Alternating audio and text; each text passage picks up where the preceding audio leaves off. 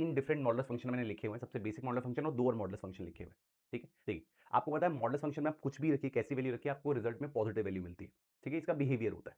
अगर मैं इसके डोमेन की बात करूं तो मॉडुलस फंक्शन हम कुछ भी रख सकते हैं, कोई भी रियल नंबर रख सकते हैं, ना तो इसके डिनोमिनेटर में 0 आएगा, ना ही अंडर रूट में नेगेटिव आएगा। इसका मतलब इसका जो डोमेन होगा, डोमेन वो रियल नंबर हो जाएगा।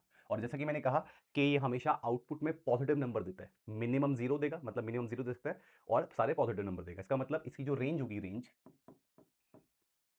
वो पॉजिटिव रियल नंबर होगी, या बोल सकते हो आप 0 टू इंफिनिटी होगी।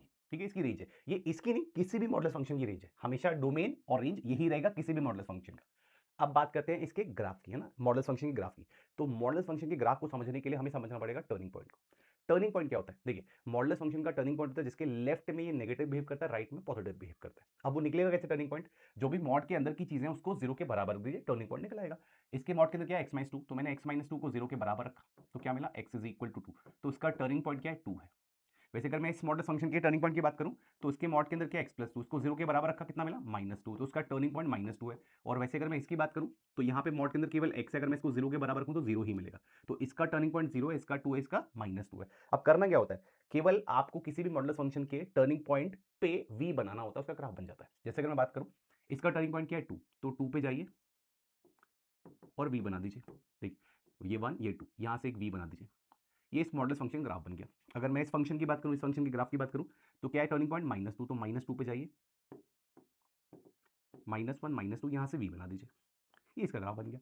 वैसे अगर मैं इस फंक्शन की बात करूं तो उसका टर्निंग पॉइंट क्या है? 0 है, तो आप जाइए 0 पे, x इज इक्वल टू 0 पे, ओरिजिन पे मिलेगा x इज इक्वल टू 0, यहां से v बना दीजिए। ये इनका ग्राफ बन गया। किसी भी मॉडुलस फंक्शन ग्राफ ऐसे बनेगा, उसके टर्निंग पॉइंट से v बनाना है। अब बात करते हैं इनको रीडिफाइन करने की।